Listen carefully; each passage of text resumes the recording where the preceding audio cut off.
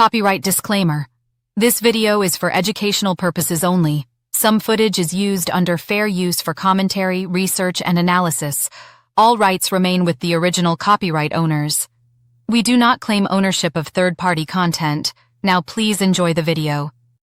Hey nosy flockers, welcome back to Nosy Ostrich, where the wild gets personal. Today we're diving into a topic that most people never stop to question. Why do humans despise rats? Why are most rats treated like the scum of the earth, while other animals get love, sympathy, and Instagram accounts? Rats are everywhere, in our cities, our train stations, and our fears. But are they really the monsters we've made them out to be? Where the hatred comes from, it's partly instinct and partly history. Rats are survivors. They thrive around us, eat our food, and multiply fast. They're sneaky, adaptable, and show up exactly where we don't want them. To humans, that screams unclean. And yes, rats can carry diseases. But here's the truth, so can almost every other animal, including man's best friend. Over 60% of all human infectious diseases come from animals in general. Dogs, cats, birds, even livestock, they all carry pathogens. So why does the rat get singled out as the villain? The plague story. What really happened? We've been blaming rats for centuries because of one event, the Black Death. You were probably taught that rats caused the bubonic plague that wiped out millions.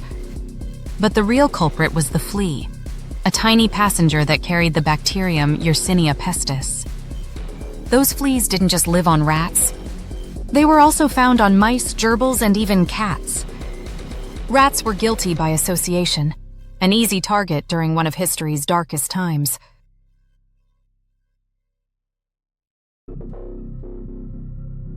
Ever since then, they've worn the label of disease spreaders, whether it's fair or not. The hamster double standard. But here's where things get interesting. Rats and hamsters, they're family. Both belong to the same rodent order, cousins on the evolutionary tree. They have the same kind of teeth, similar diets, and even similar grooming habits. Yet one gets pink cages and chew toys, and the other gets traps and poison. It's not about biology, it's about branding. Hamsters are marketed as cute, soft, and harmless. Rats are branded as dirty, dangerous, and unwanted. But the reality flips that story. Rats are cleaner than most people think. They groom themselves constantly. They're social, affectionate, and incredibly intelligent. They can learn their names, recognize faces, and even come when called. Hamsters, on the other hand, are solitary and more likely to bite. But because they fit our idea of cute, they get love instead of fear. So is our disgust really about danger or just about looks? Pop culture's influence. How movies made rats the villain. And let's be real, part of why people hate rats isn't biology, it's Hollywood. Movies and media have done rats dirty for decades. Take the remake of 1971 movie Willard, for example. It told the story of a lonely man who trains an army of rats for revenge. The film turned these intelligent animals into a horror symbol, feeding people's fear instead of curiosity. Rats were now seen as dark, dangerous, and untrustworthy. After that, majority of cartoon, thriller, and viral clip used rats as shock value, the creepy creatures hiding in the shadows. Even when they got a positive spotlight, like in Ratatouille or The Secret of NIMH, they were still portrayed as the clever but filthy outsider. That image sticks. Generations grew up associating rats with fear, filth, and revenge, all because of a few movie scripts. Hollywood didn't just create stories, it created stigma.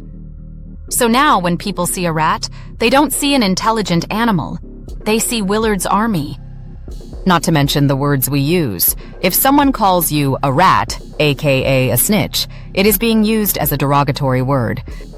It is linked to something negative and unworthy. The association with rats has never been good, unfortunately. Why we accept experiments on rats.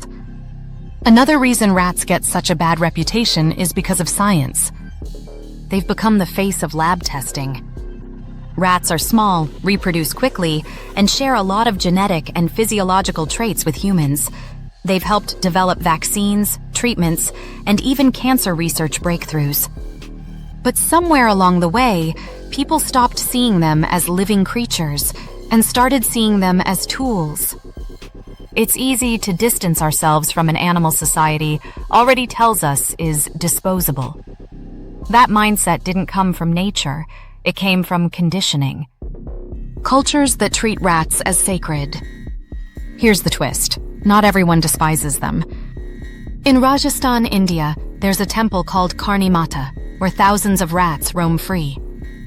They're sacred there, believed to be reincarnated souls. Visitors feed them, protect them, and see their presence as a blessing. In Chinese culture, the rat is one of the zodiac signs, a symbol of cleverness, prosperity, and quick thinking. So while some countries call them pests, others call them sacred. Same animal, different lens. The truth about rats. Rats are far from filthy freeloaders. They're meticulous cleaners, using structured grooming routines to keep themselves parasite-free. They show empathy. In studies, rats have been seen freeing trapped companions even when there's no reward. They laugh, literally.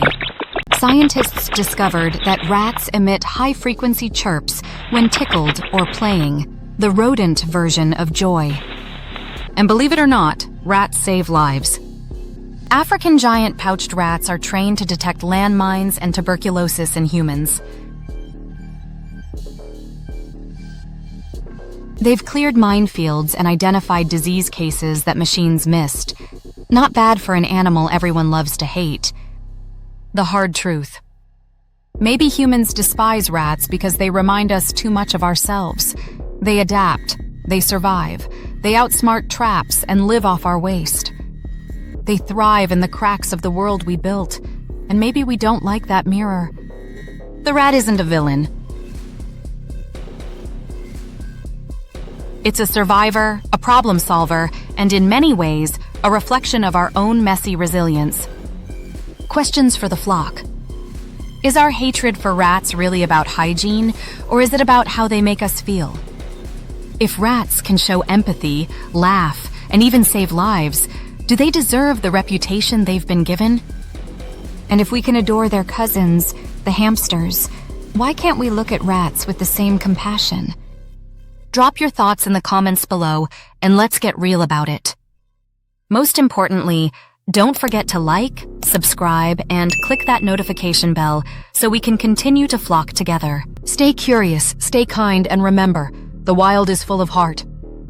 Until next time, flockers.